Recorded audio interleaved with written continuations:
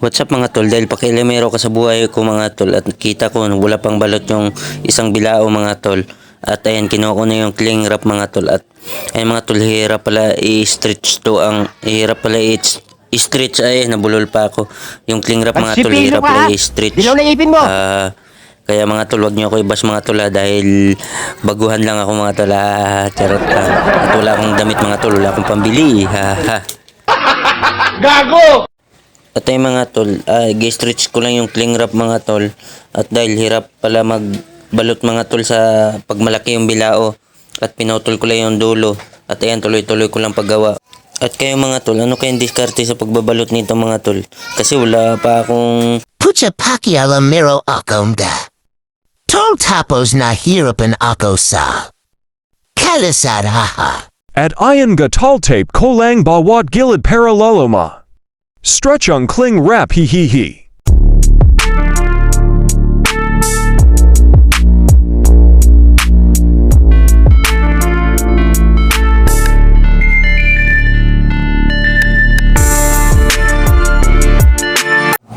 At finally mga tol, fit na talaga yung bilao na pinaking ko ng cling wrap mga tol. At ayan, kinuha ko lang yung ibang packing tip at kitang-kita nyo mga tol, yung mga kasama ko sa bahay, mga busy rin busy rin sa laro, yung mga pamangkin kong makukulit.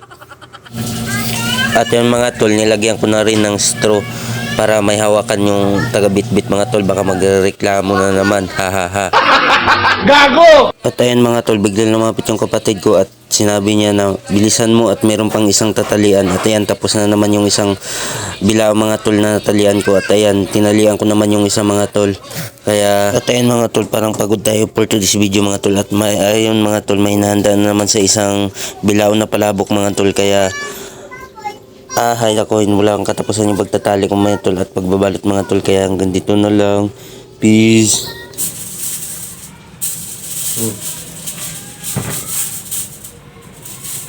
Ha?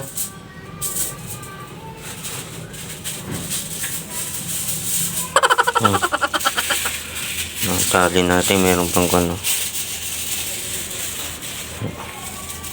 Peace. 10 hours later. Hey, what's up mga tol? For this video mga tol, kagising ko lang at pagising ko mga tol, nakita ko yung kapatid ko na gumagawa ng palabok at tinanong ko sa mga tol kung kanino order yung ginagawa niya at sabi niya sa akin sa kumari niya raw mga tol.